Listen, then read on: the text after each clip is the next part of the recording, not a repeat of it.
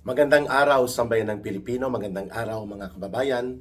Maraming salamat po sa inyong patuloy na pagsubaybay, pagsuporta at pagtangkilik ng ating Ka Eric Celis YouTube channel. And of course, sa inyong pagsuporta na rin sa aking Facebook account na Jeffrey Ka Eric Celis Facebook account.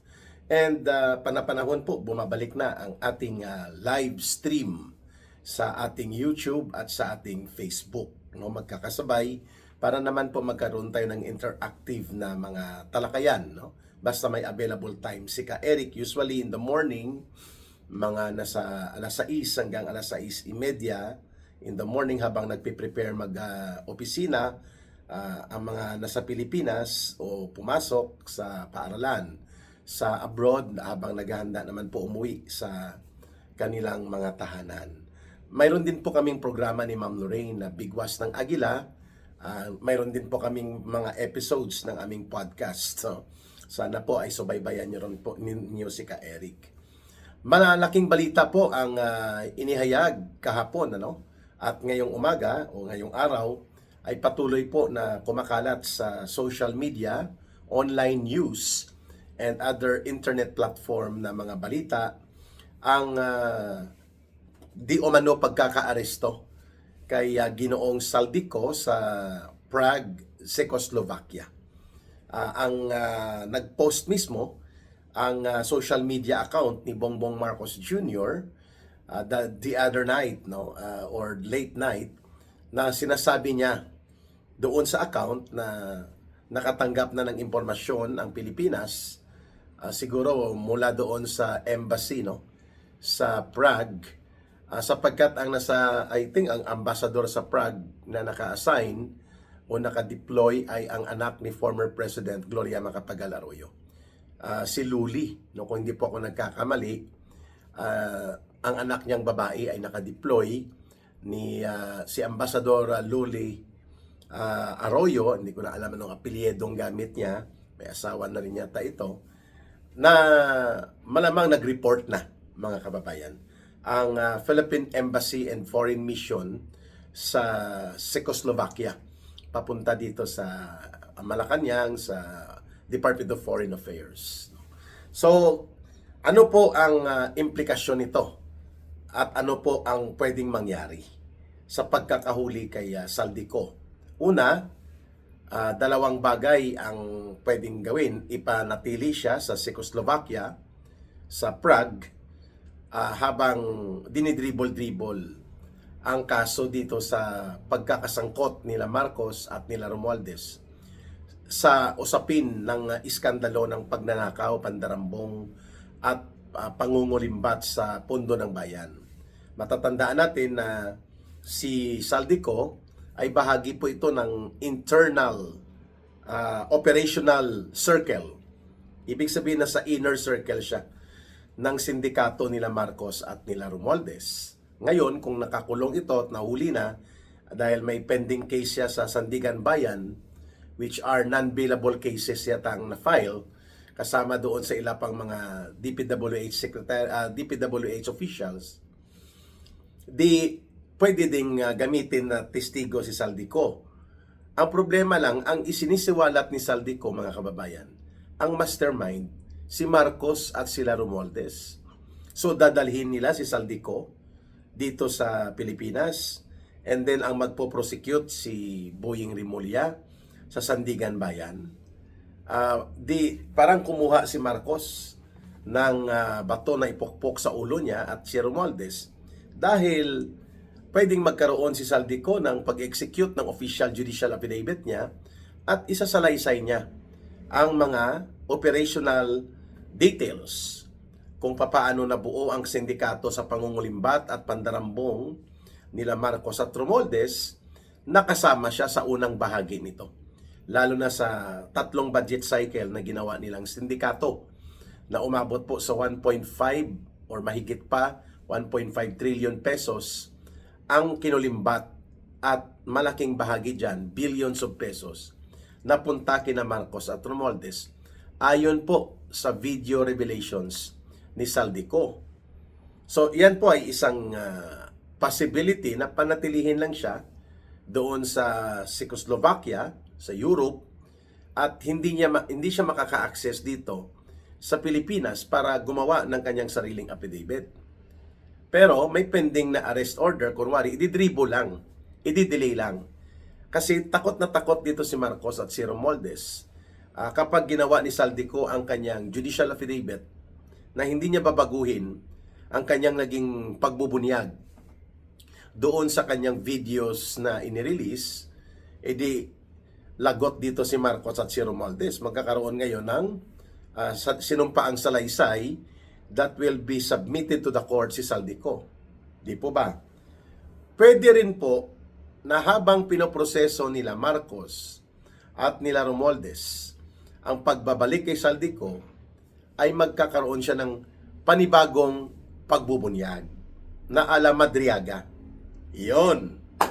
So, hindi po malayong gawin yan nila Marcos at Romualdez na hihilutin muna nila si Saldico habang mainit-init pa ang issue ngayon dito sa pagkakasangkot ng maraming personalidad, starting off with Marcos and Romualdez sa sindikato ng flood control projects, sindikato ng insertion sa budget, at mga allocables.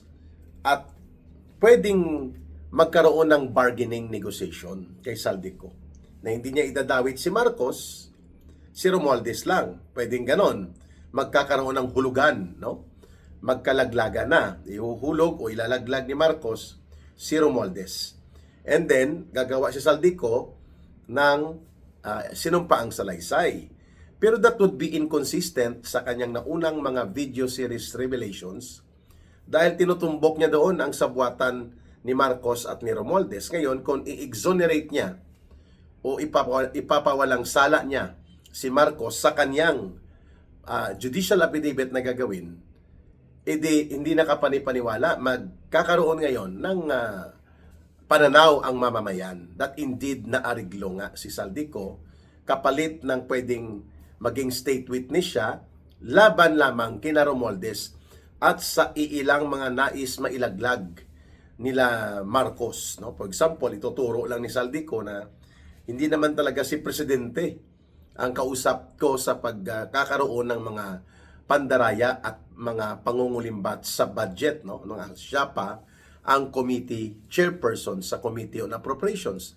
Pwedeng ituro niya si Bersamin, si Pangandaman, yon, and then sila Bunuan. Magkakalaglaga na. Alam naman natin po, kaya ni Marcos gawin yan. Inilaglag nga niya ang kanyang pitbull na si Nicolas Torre. Pitbull talaga.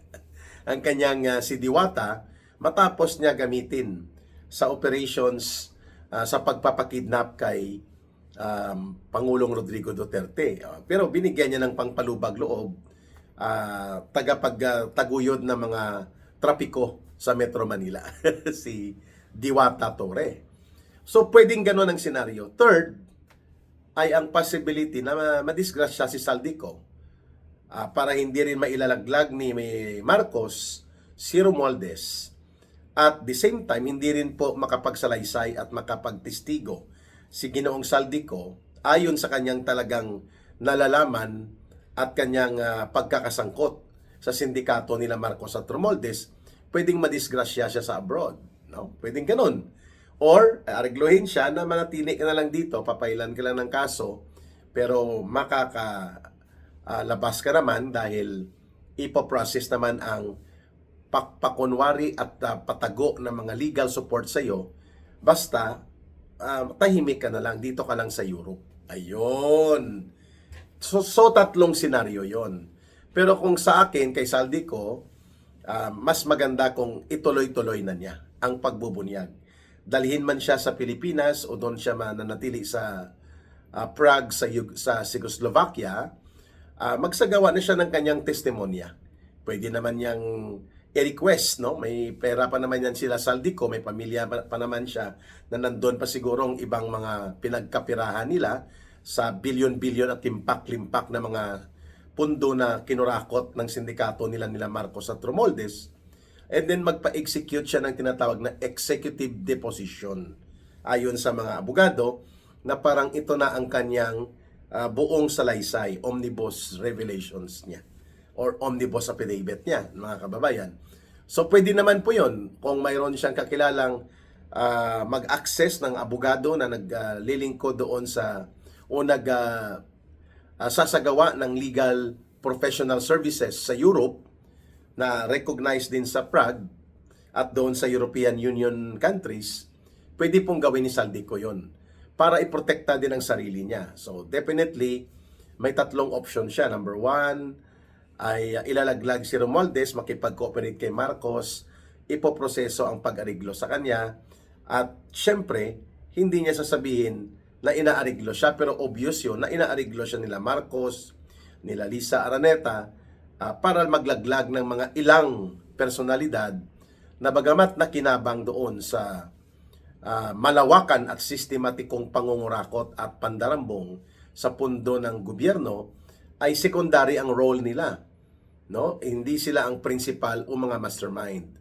We're talking about na pwedeng ilaglag ni Bongbong Marcos at ng grupo niya sila Lucas Bersamin, ang dati niyang executive secretary, si Mina Pangandaman, ang kanyang dating budget secretary, at pati itong sila Jojo Cades, o kaya itong si Adrian Bersamin, si Trigib Olaybar na undersecretary doon sa DepEd, and pati sila Manny Bunuan na naging DPWH secretary niya.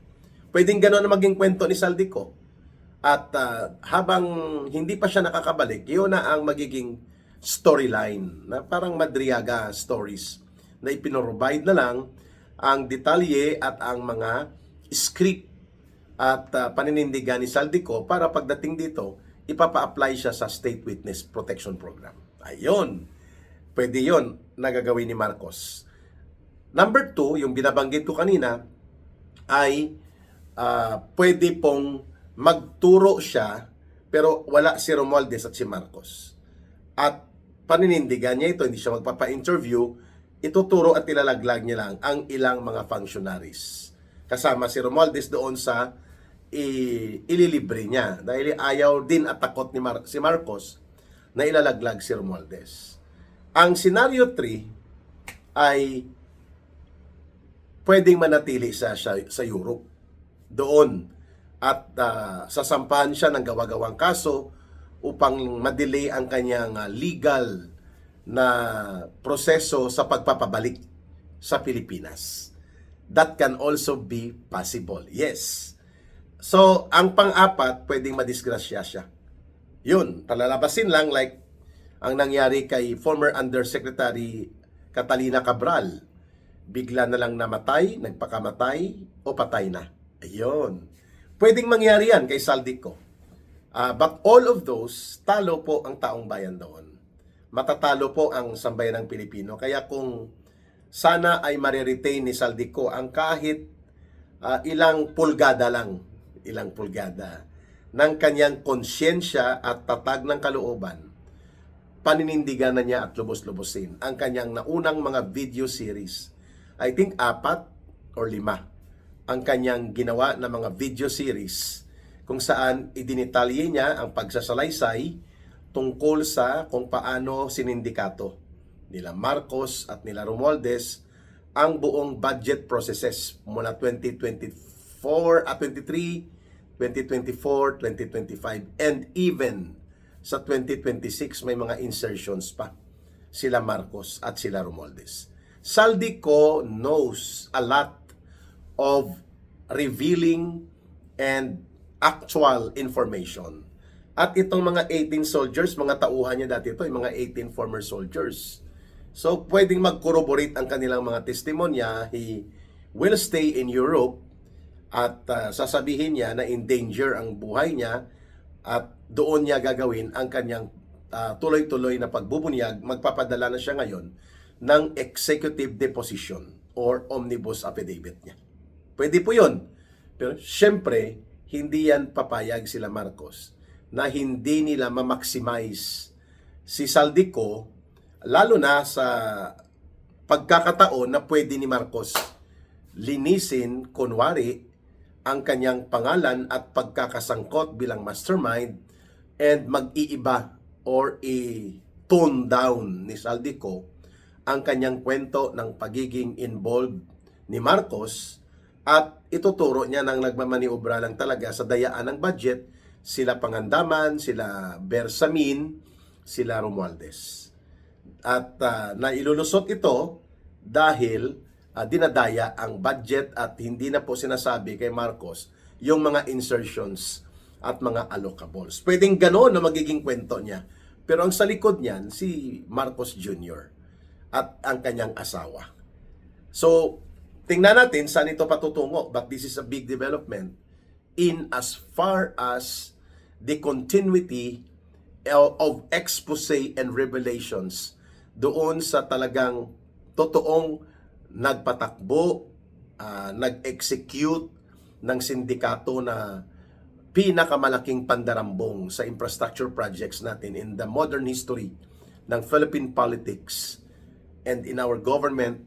Walang iba kundi itong Marcos Romualdez na pinamunuan nila ang mahigit 1.5 trillion pesos na pagkaka-iskandalo ng pangungulimbat sa mga ghost projects, particular sa flood control, and many more. Saldico is a very rich source of information sapagkat direkta po siya, uulitin ko, sa inner circle ng gobyerno mismo ni Marcos. Pero kung as to what extent niya ibubunyag ang katotohanan na mayroon siyang hawak at may direktang kaalaman dahil sa kanyang personal and direktang participation sa sindikato ng pangungulimbat at pandarambong na pinamunuan nila Marcos at Romualdez, nasa kay Saldico yan. Pero hindi malayo po na ginagapang na at inaariglo si Saldico. And ang may kapasidad na gawin po yan ay si Marcos Jr. So pwede bang ilalaglag niya through Saldico si Martin Romualdez? Pwede, kasi walang maniniwala kay Saldico. Halimbawa, sasabihin niya hindi alam ni Presidente. Wala siyang kinalaman dito sapagkat ang nagmamaniobra ang kanyang Executive Secretary, ang kanyang Budget Secretary, at ang kanyang DPWH Secretary at ang kanilang mga operators. Sila Yusek Adrian Bersamin, sila Yusek Traigib Olaybar, at kung sino pa, mga Yusek Cabral, Yusek Bernardo, and si Yusek at ang mga tauhan ni Bunuan, no? Pwedeng gawin niya ni Saldico kasi yon ang script na gagawin. Pero hindi papayag si Romualdez na siya ay ilalaglag. At marami pang alam din si Romualdez sa kagaguhan at katarantaduhan ng gobyerno ni Bongbong Marcos. So dapat kasama siya sa ililibre ni Saldico sa kanyang affidavit, sakaling pababalikin na si Saldico. Interesting, ano? So abangan po ninyo ang development kasi ito ay mga developing stories pa. Pero nakikita na natin saan ang prospects nito. Definitely, i-exploit o sasamantalahin at gagamitan ito ng maniobra at manipulasyon ni Marcos at nila Romualdez kung paano po nila mailulusot ang sindikato nila na pinamunuan upang mailalaglag lang si Saldico pero hindi dawit si Marcos or pati sila Romualdez. Abangan po natin, mga kababayan. Ang importante po, alam na natin ang katotohanan that Saldico cannot operate the criminal syndicate of plunder and corrupt organization sa loob ng gobyerno gamit ang mga palusot at sindikato sa budget kung hindi po siya binasbasan at binigyan ng otoridad at nagkaroon ng proteksyon mula sa kila Marcos at Romualdez. Saldico is only a creation of Marcos and Romualdez. Kaya imposible na sabihin ni Saldico, akin lang lahat yun. At hanggang doon lang kay Bersamin, hanggang doon lang yon kay Pangandaman. Walang alam si Presidente, walang alam si Speaker. Totoo. hindi na matatanggap ng taong bayan yan. We hope and pray that Saldico will reveal the truth. Because pwede siyang makulong, pwede siyang maparusahan, pero pwede siyang mapatay. Total, doon na rin yan papunta ang kanyang kalagayan. Gipit at ipit na sila at ang kanyang pamilya. Ay mas maganda kung panindigan na po niya ang kanyang mga video revelations at isiwalat ang buong katotohanan para sa kanyang paglaya ng konsensya niya at kanyang pagbibigay ng pagbangon ng natitira pa niyang dangal sa sarili sa kanyang pagtulong na maisiwalat sa mamamayan ang katotohanan sa likod at mga naging activities at mga ginawa nila Marcos at Romualdez. Mga kababayan, mahalin po natin ang bansang Pilipinas. Walang ibang magmamahal nito kundi tayo ring mga Pilipino. Ang ating GCash line support sa Bangon Sambayanan People's Movement na pinamumunuan ni Ka Eric at kasama ko po mga dati kong kasama sa CPP, NPA, NDF na tumutulong for advocacy campaign ay ang numero po na 0916-308-7710. GCash line po yan. 0916-308-7710. Rohilda Celis kay Langging po. Para sa Diyos at Pilipinas nating mahal. May God bless everyone and may Allah will be with those who are Muslim brothers and sisters. Maraming salamat. Bye for now. Ito po si Ka Eric. Mabuhay!